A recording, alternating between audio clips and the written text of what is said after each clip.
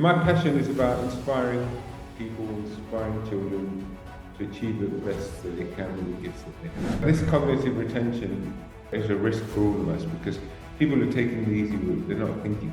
You want to work something, you're using AI. You want to find something, you're not thinking of where to find it, you're using AI.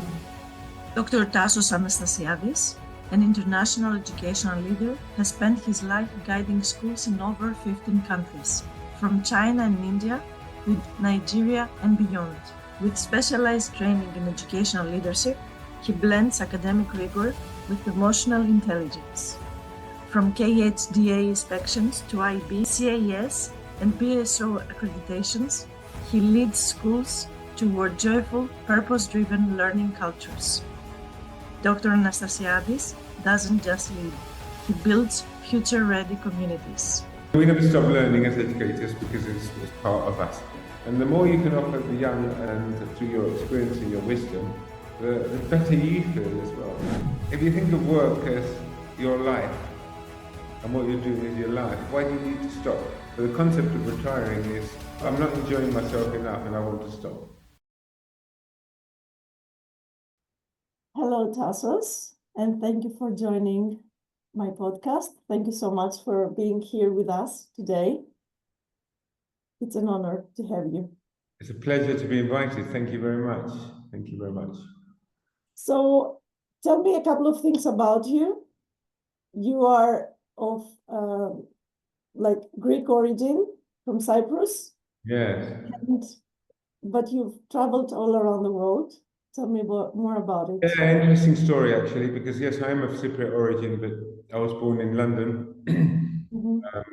Cypriot parents that immigrated from Cyprus in the 50s. I think they were the first generation of Cypriots that went to London, and this is where I was born. And actually, I also met my wife in London, a similar kind of story. And very much a Greek background. So we were introduced as the Greeks have it, introductions, Proxenia or whatever it is, and since then we've maintained our Greek culture across perhaps 11 countries. So our roots dig quite deep, as Greek roots do.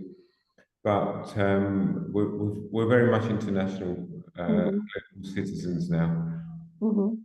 And children as well are very similar. So they're now second generation and third generation, with my oldest daughter going back to Cyprus and becoming a true Cypriot, much more Cypriot than we are, with her children. So she's a real Cypriot. And my other two children completely maintaining their Greek culture, but working in the Middle East. In fact, my son's still in Cyprus and will be moving to Dubai very shortly, and my daughter's in Abu Dhabi. Amazing, multinational family. And now you are in Bahrain, right? Yes, a long journey. So we started, we were born in the UK, and I think in 90s, we decided there was a bit of a, as there always is in the UK, it was a financial crisis. It was during the Thatcher years.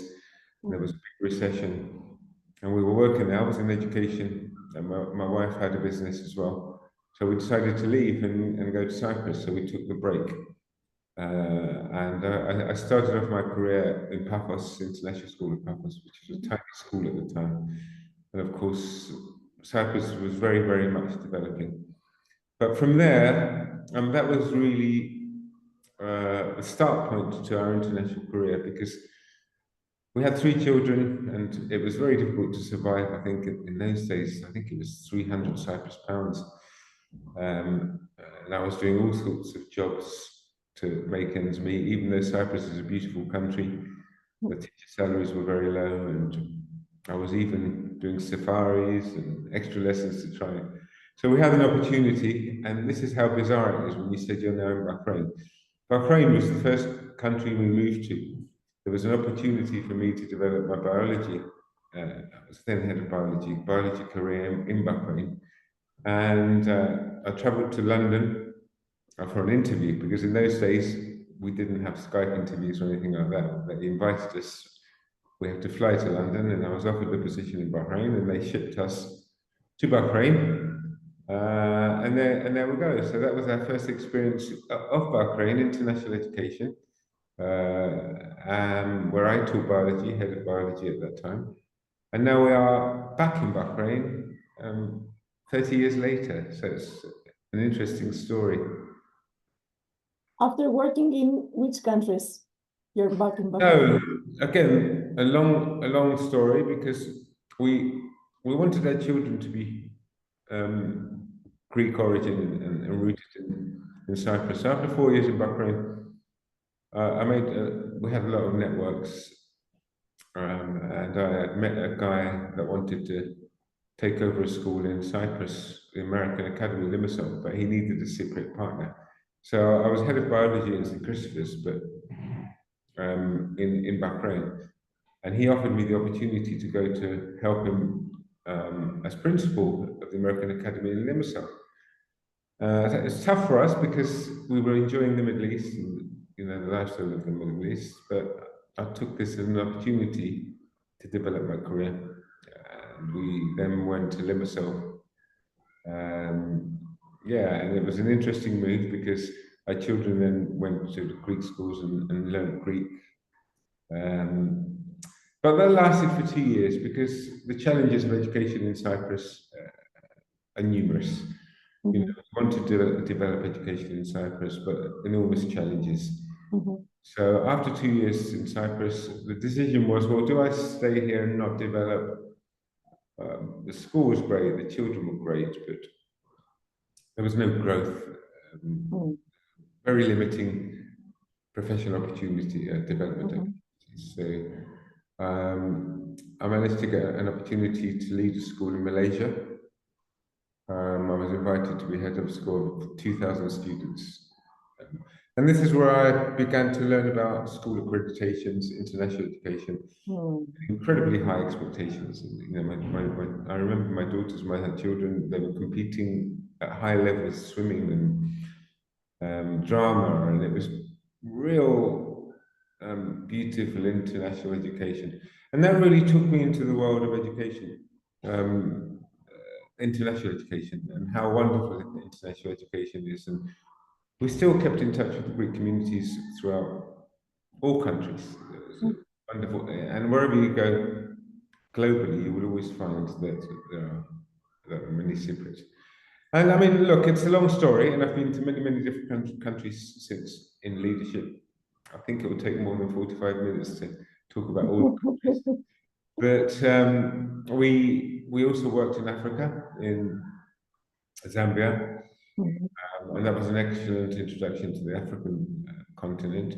We had to go back to the UK because we wanted to get our children into university in England. Now, if you're not in England for 2 years before they apply to university, you have to pay overseas fees.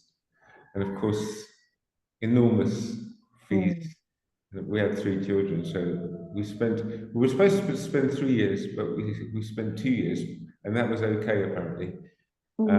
From then on, every time they applied to university, they got home fees in the UK.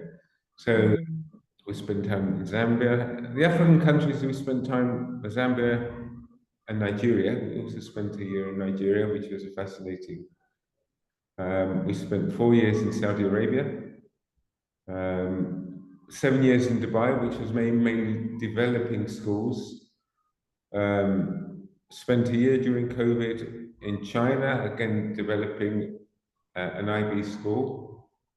We had a year actually during COVID where we went to Kosovo because that was the only place we could get a job, because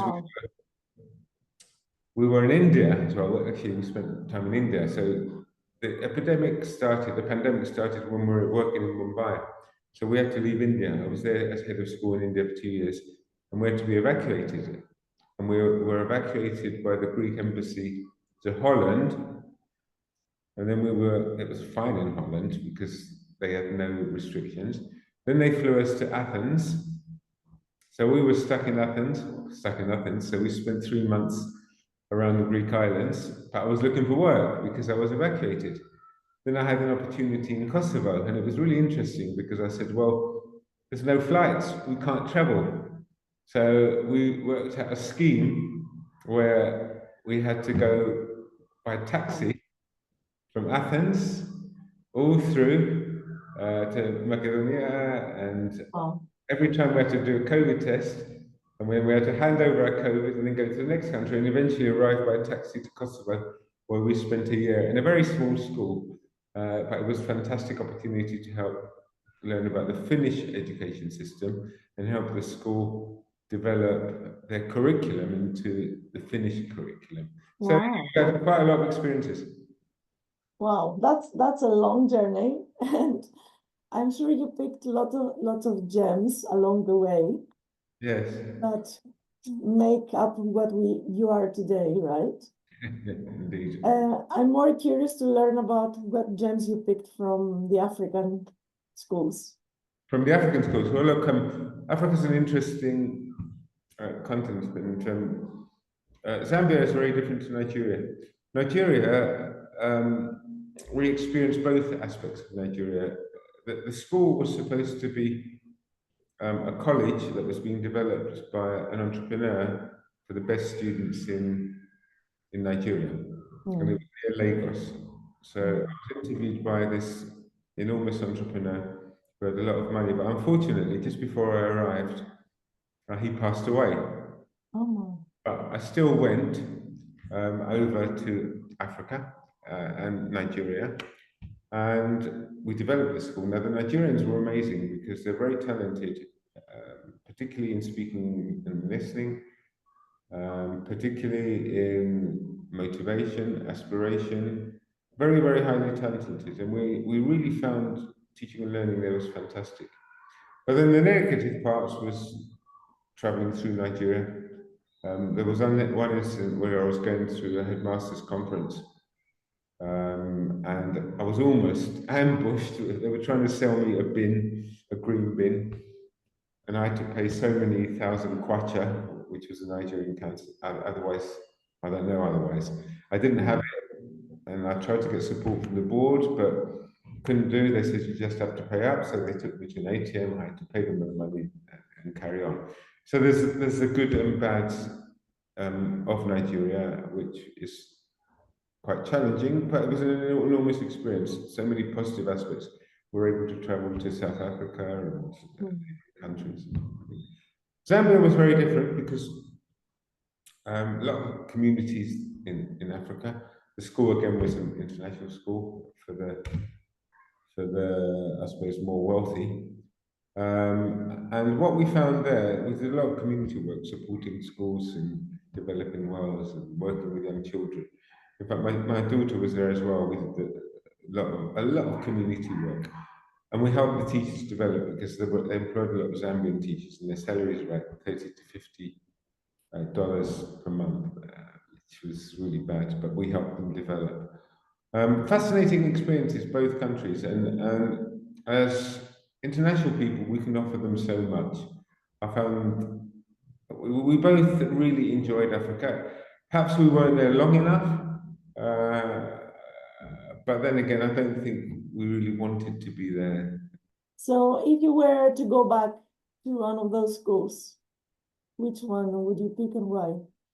Well, it's really interesting because what you just said is I was invited 2 weeks ago actually to a conference to speak at St. Christopher's School in Bahrain, where I started my career, international career. And what I saw was the senior school just looked exactly the same, but much bigger. But what I saw is something that we developed, which was the IB curriculum in the sixth form, was just fully flourished. Fully developed now. And then the primary school, which was a small primary school, was just an enormous school. And we were able to speak so many years later in a conference where I was actually talking about AI, digital distraction, and the fact that cognitive retention, in other words, that students can't concentrate anymore and think deeply. Whereas 30 years ago, we didn't consider any of this. It was just good quality teaching and learning and discussions. So the challenges were, that was an interesting experience. But in response to your questions, which school, it's difficult to say which school I would like to go back to. I suppose we recently visited the American Academy in Limassol, and then my son managed to get a position, a temporary position, but that school is just the same as, it just hasn't moved on at all. It's just exactly the same curriculum, the same teaching and learning, the same classrooms, students are the same. Malaysia, I mean, I've kept in touch with them all the time. I'm part of their alumni. They have grown and grown and grown, 2,000, 3,000 students. So everywhere in the world, I've seen either the growth or less growth. But we spoke about seeds recently. Where you sow the seeds, it's nice to see the growth. I've experienced that in Dubai because I was there quality assuring schools and moving them to outstanding.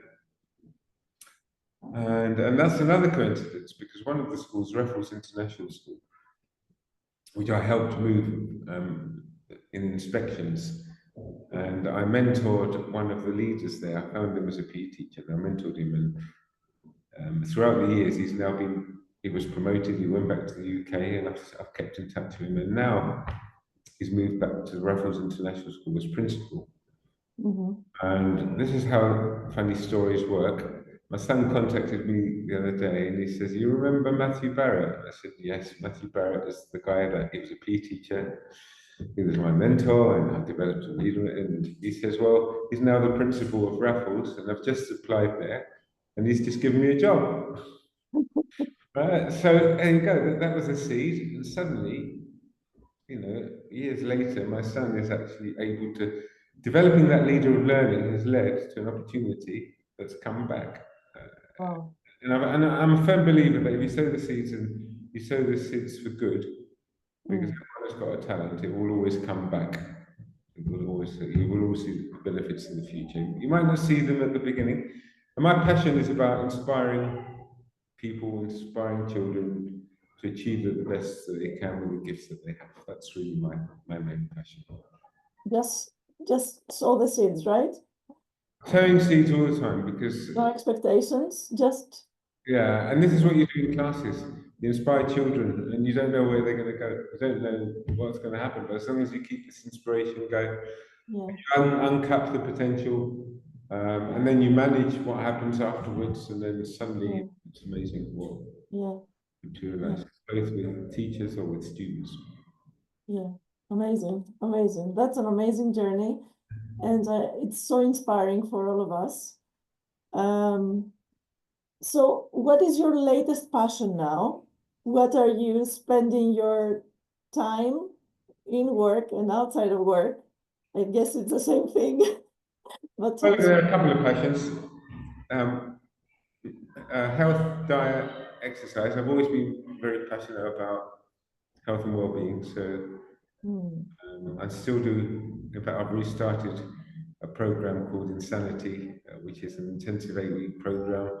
And I started that in, I think it was 2012, where I was beginning to put some weight on it. In fact, I started it with my son because we thought, let's go through this crazy program. It really is crazy. It's called Insanity, and it really is crazy. And it's an 8-week program. And to be honest, I've kept doing it on and off, almost mainly on now for 12 years. But that's resulted in a passion for walking, hiking, particularly the Greek islands or Cyprus, in terms of nature, absolute lovers of nature. So, everyday exercise and healthy diet is part of my routine. In education, I'm developing a school here in Bahrain. It's a school that was very low level, very low budget and low level, and I was just about to stop and again go to the Greek islands or Thailand and have,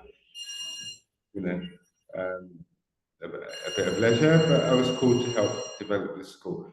And one of the development areas is developing the IB, the MYP, the diploma program, which we're candidates from, about the quality of teaching and learning, the vision for learning, social and emotional learning that we spoke about, particularly, which is a passion. I'm also studying myself. I did solution-based therapy, and I'm doing NLP at the moment because I think it's all very, very important in leadership training. And yeah, the passions are still the same, the vision is still the same, developing people, inspiring people, believing that everyone can succeed. So very much a similar kind of passion. And now in this era of AI, what do you see happening? Yeah, that's something I'm really doing some research on, both in schools and out of schools, and I think, and we're all guilty of this, and digital distraction. You know, the mobile phone, the perils, the emails, the WhatsApps, and that we're distracted constantly from our daily routines, and particularly cognitive.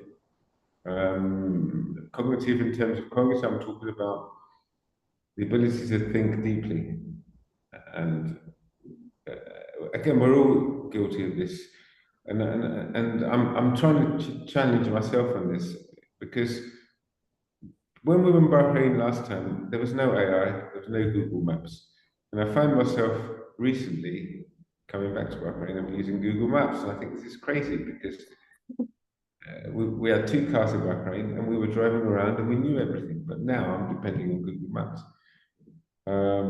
which is so easy. And it was actually a challenge. I did it the other day. I said, I'm not going to use Google Maps. I'm going to just look at the signs and notice everything and get lost. And we did, and we got lost, but we found our way around. But this cognitive retention, cognitive is a risk for all of us because people are taking the easy route. They're not thinking. You want to work something out, you're using AI. If you want to find something, you're not thinking of where to find it, you're using AI. So a lot of my work now in classrooms is about critical thinking, application, speaking and listening, talking about your learning rather than using AI. In fact, we've now stopped technology in classrooms except for when we want it for research, online testings, and we've gone back to teachers speaking, discussing, talking. But it's a challenge because the students then go home and do their homework using AI. So this is why we as teachers have got to challenge this by assessing learning in a different way. In other words, don't just get them to recall, but get them to think of what they've learned and apply it to their real life situation.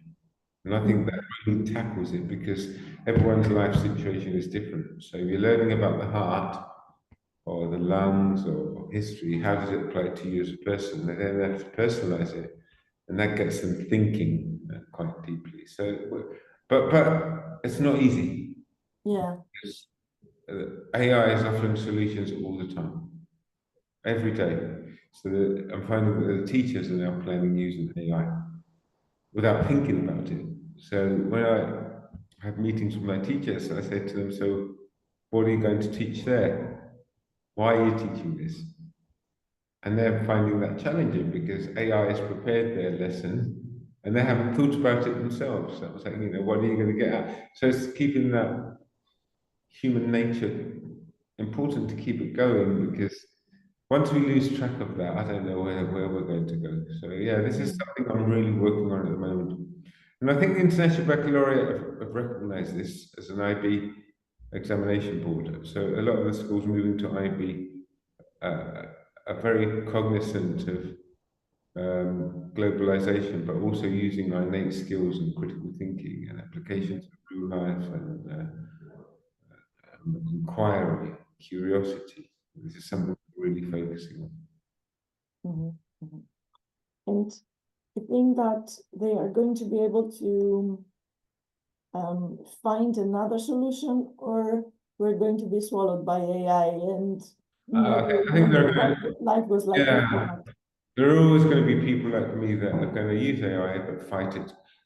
And as long as there are some organizations like the IBO who are now building schools all over the world and are responsible for education all over the world, keep everything in perspective and really continue to drive on skills development, profile. Yeah. But yeah, you're right. Other than that, it's being swallowed up by AI is horrifying at the moment, because I'm even seeing on social media and TV now AI people where I think it's that person, but it's actually the AI person speaking. So we live in incredibly challenging times. So it's up to us as leaders, particularly education leaders, I think. And this is where I urge education leaders to collaborate, because we have an enormous responsibility. Because the AI companies are like sharks; they're going to sell everything to everyone, and they will do that successfully. They're offering a free co-pilot, Gemini, so everyone goes for free, and then they capture you with monthly installments, and then they say, well, we can also do pictures for you, we can create this for you, and people are captured very, very simply without even knowing it. So it's a big flood. I think that there will be a time where there will be some moderation, government moderation. Already I'm hearing about it, but the power of AI, social media, Facebook, Twitter, it's so big at the moment. Thread, all of these, TikTok, are so big globally that what we can do as leaders is just maintain humanity for the time being. Real massive responsibility for education leaders. Yeah. Let's take the optimistic scenario. What happens with AI and what happens with the rest of non-AI interactions at school? Right, so in other words, AI is very useful in terms of seeking knowledge instead of lecture style. Right, we don't need to do that anymore, which creates a fantastic opportunity for teachers to speak to their children. Right, which in the past it was just lectures. So university, I remember I used to go to university and sit for 3.5 hours, lecture after lecture after lecture. And I used to go and think there's something wrong with me because I haven't understood the thing. And then I used to have to go and digest it and learn it myself. And even more recently, I go to presentations, It's still happening. lots of leaders, and they put all this stuff up and they talk, and no one understands what they're talking about. Right? They're too scared. You have these big conferences, and everyone is polite, but they haven't got a clue what's going on about. Right now, AI, I think, will change them, because that generation will eventually move on to much more interactive, much more productive. So the seminars in universities, the assignments in universities, when you go to presentations, they're interactive presentations. So many of the presentations I went to at St. Christopher's recently, much more interactive, much more discussion-based, much more engaging with the audience, and using AI as a resource to help that interaction. So that's an enormous benefit, where we don't need all these reams and reams of information chucked to people that they don't understand. So that's an enormous benefit using AI. That's a really positive scenario. Obviously, the negative scenario we spoke about, which is cognitive retention, the level of cognitive thinking, and that really needs to be from a parental view as well. To have personal contact with your family, the family meals and discussion that are digital free, to not just give your children the iPad or the laptop, or put a TV on or something like that to distract them, digital distraction, because that really affects a child's well-being psychologically. And let's say that the positive scenario again, the optimistic scenario again, AI has taken over the lecturing and students are interacting and getting all the questions answered regarding the subject they're studying. What happens with the rest of the freed up time? Well, the freedom time is moving towards leisure. So what I promote is outdoor pursuits. So in our schools, we're trying to do inter-school competitions, public speaking, and encourage students to develop physical pursuits and orienteering. I was brought up doing Duke of Edinburgh Award, which was hiking camping. And we used to, without mobile phones, we used to have to look at maps and orienteer with a compass. That needs to be reinforced in schools. You know, swimming, football, performing arts. We have a very large developing performing arts department. And again, I think it's our responsibility as parents as well to make sure that our children are involved in lots of different wholesome activities, health and fitness, and all of these activities, because the distraction then becomes less, because their involvement physically and emotionally becomes more in these areas, because they get the endorphins, they get the hype of exercise or competing or whatever, which is what Facebook provides. Facebook gives you a quick kick, or AI gives you a quick, boost in terms of endorphins and feel-good products. But they will get that through their other activities, probably at a higher level, because your physiological status is sort of, it's longer term, whereas with technology it's short term. You have a quick boost and you need another boost and you need another boost. So these are the wholesome activities that as a parents and leaders that we can continue to maintain irrespective of AI. Amazing. Focusing on the long-term impact of our choices. Look, I mean, this is the long-term development of schools, because we're responsible for strategic planning of schools. So I've just been talking about the 5-year plan for this school. So you've got to embed these. One of the priorities that I've put in my 5-year plan is the activities calendar. So in fact, I've started off with the activities calendar before I've gone into the curriculum, and then I start with the curriculum on skills calendar, and then we leave the content till later. So we start with activities, into school events, robotic events, sports events, international trips, all of this. Then in the skills calendar, like the NYP planning, we're planning skills first. We're going to cover the hard part. What skills are we going to do? And only afterwards do we look at the content. And that's a kind of 5-year plan reviewed annually, which I'm preparing at the moment. And what do you see happening from now on regarding your work, like the seeds you planted this year and last year, without expectations again? What do you see? No, look, I mean, we never stop learning as educators because it's part of us. I'm in Bahrain now. I'm developing lots of areas in terms of my own personal website, educationbooking.com, where I'm collaborating with lots of experts globally. I have someone in China at the moment, Mr. Milos, who's helping me coordinate careers globally. So we're advising students on university entrance globally, because that's another area. There is so much information on AI that nobody gets personal advice anymore. So when you speak to a student, they're just following an irrelevant path, which can have a big impact on their career. So one of the things we're doing is offering careers advice. Affordability, for example, Cyprus and Malta, believe it or not, are probably 2 of the most affordable countries in the world for studying overseas and getting equivalent degrees. Greece hasn't been so open at the moment, so I'm not sure, because I've tried collaborating with Greek universities, but I'm not getting the same kind of feedback. Whereas places like Cyprus, Malta, New Zealand, Ireland, even European countries are completely globalized, and we can offer advice to students wanting to study in any of these universities.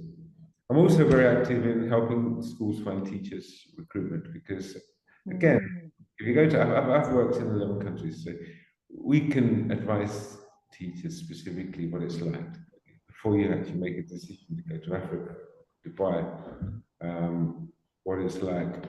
But also in updating articles on a regular basis, every day, every other day, we have some kind of articles going on, because everything is changing.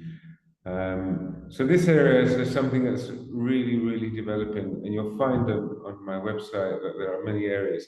I have someone in Australia that does He runs personal coaching, which is not only meditation based, but it's fitness based. And he's under enormous demand because he gives such a personal service, Mr. Xenophondos, in terms of personal coaching, that once you've invested in him, it's just amazing. I actually met him in Malaysia when we were working there. And since then, he's developed this company and we've kept in touch. But he's probably one of the most inspiring people I've ever met. So yeah, we've got many of these kind of people. I've got a colleague, Frank Brace, he's like the mafioso in India. He's an IP leader, and he's able to give another perspective on IP. So this is a passion. I'm beginning to develop this on my website to see where it goes in a couple of years' time. It's actually functioning at the moment, and we're always digging into it. So let's see what happens. So now you're bringing all those pieces together. You travel around the world and you work Oh with yeah, very much so. Because I've just got my inspector certificate for inspecting schools, which means that I could be asked to go and inspect a school globally. And I'm just completing my IB evaluator's certificate in March, actually, which means I will become an IB evaluator globally. So, perhaps it's a time to give back and help schools globally. Let's see where this leads us. But all the seeds are definitely being sown there. So, as I said, I did the inspector certificate, which is ETIO, which allows me to inspect inspections in Dubai, Europe, Africa, and the IB evaluator course will allow me to work globally in all IB schools. So yeah, let's see where this leads us. Yeah, I'm sure the seeding you have done is going to bring and flourish. I think the most important thing is developing networking. I mean, I'm always on LinkedIn, and I try to develop big networks because it's very good to collaborate. I believe in collaboration and growing seeds. And it's not about the number of followers, even though I have 30,000. It's about the active followers, and through that, opportunities come. And many other positions. I mean, my present position, my training was through LinkedIn. Someone saw my profile, contacted me, and here we go. So the concept of networking with people that are active is very, very important because we are, after all, a global community now.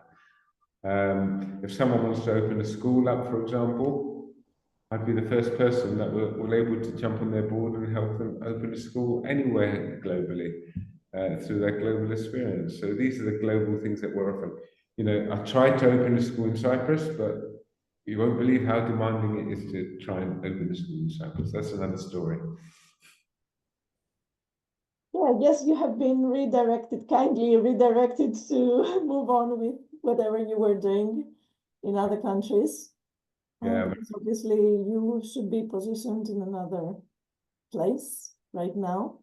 Yeah, I mean, look, there's no doubt that there's no stop. Yeah, There's no stop. yeah. As I say, there's many seeds still sprouting. And I'm always inspired when I meet people who are continuous learners and they just want to learn and bring everything, like pass it on. Exactly. I think this is who you are right now. You just want to learn, so you pass it on, pay it forward. Oh, why is there a need to stop? There isn't. There isn't. When you stop, what's stop and what does the concept of retire, if you think of it as a word, means to stop. Right? So why would you ever want to stop? Why would you shut your brain off? I don't see any purpose to that. And the more you can offer the young and through your experience and your wisdom, the better you feel as well. I get a lot of satisfaction. Yeah, and now you say it, and I meet people my age and say, when am I going to retire? And I'm thinking something is really missing here in this person's life. Something is really missing.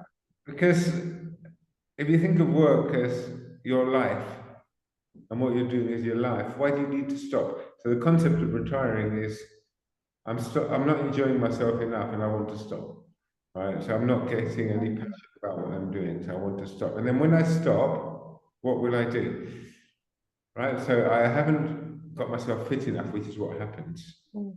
So the concept of retiring to a nice island and sitting by the beach doesn't last long, because if you're active and you've been active all your life, you can enjoy the walking and the hiking and visiting jungle. Exactly. You know, most people aren't. They retire and they think, right, I'm going to relax now. So you relax and do what? You watch TV all day. What do you do? You know, what is your passion? Maybe if you've got a passion for writing and giving back, that's great. So I'm not going to retire. I'm going to become a writer, or something. Mm. Something that my wife is doing actually. She hasn't retired, and she won't be like me, but she's actually writing now a third book. She's actually writing a book on the Cypriot story, but not in terms of political, but in terms of how she was brought up Mm. as a Cypriot in London, living through the 1974 invasion, the impact it's had, and she's creating stories about from her parents, etc. There's a third book. A second book was about similar to what I've been speaking about, but in terms of and she's an author, so she writes stories. So she's called it Our Foreign Borders, and everywhere we've travelled, there's been a different experience, and she's created stories. Even Ukraine, we had an experience in Ukraine, and the experiences in Ukraine, Kosovo, India. It's a mixture of lots and lots of different stories. And her first book was really the British tales because we were brought up in England, so a lot of against short stories on in the UK. So yeah, Nizda's her name, and yeah, she's now on her third book. And she won't retire either, because she wants more and more time. She can't find enough time to continue her writing process. Yeah, yeah. Passion. When you follow your passion, time is never enough. Yeah, and it's never enough, and every day you get up looking forward to the next. Yeah, It's yeah. never enough. I'm looking forward now to this afternoon because it's such a beautiful day, and we're going to go for a lovely walk around one of the Bahrain. I mean, but they think Bahrain's desert, but actually we've got this area which is an enormous lake, and it's got lots of mangroves in, and it feels like we're in Europe. So Mm. you can find beauty in wherever you are. Amazing. I'm so happy for you, Tassos, and all these gems that life has brought to you because of the seeds you planted. And now for this last part of our conversation, we play a game. I play a game with my guests, and your task is to choose one of the books, and I'll explain what we do with that. Right. So you want me just to choose a title, right? Yeah. Okay.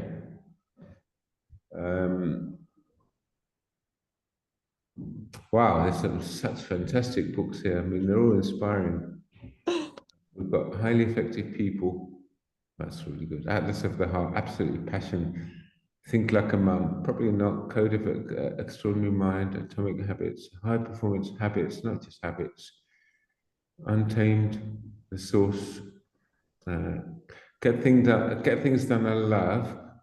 But perhaps I would go for Atlas of the Heart by Brené. By Brené Brown. And can you pick a page now? Just a number. A number, yes. 35. 35. And the line, let me see if, because this book has a lot of pictures. 35. Yes, it's a, can you give me a line? Let's say line 3. 3, okay. So I'm going to read this line and the context around it, and we will discuss how this resonates with whatever you're doing, okay? Okay, I'm starting from line 2. When someone else is suffering and we feel joy, there is decreased activity in the area of the brain that processes empathy and increased activity in the reward centers.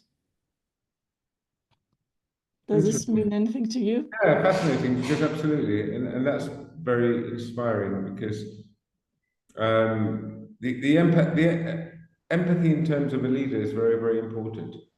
And the concept of suffering means that they're not achieving their potential and their passion. So part of the coaching process is by showing this empathy and trying to help the person convert the suffering into some kind of ambition and hope. So yeah, it's very inspiring. And I think that's very much in line, interesting concept, this very much in line with my vision, because you can be suffering every day. It's quite appropriate. You can be suffering every day because of your mindset. Right, now, how do you change the mindset from one of suffering? You could say, I'm in a Middle East country now, and it's Ramadan, and it's it's really bad. Whereas you could take the positive approach. The concept is, how do you change the mindset from a suffering mindset to one of self-belief and self-confidence? So it's quite an appropriate line. Powerful, powerful. I'm so glad it resonates with what you're doing. So Tassos, thank you so much for this conversation. I've learned so much from you, and I keep learning. I will keep learning from you. I will keep following you. Best of luck with whatever you're doing. I'm sure it's going to be amazing. Thank you so much. I very much enjoyed this opportunity, and particularly the interview style is quite empowering. Thank you.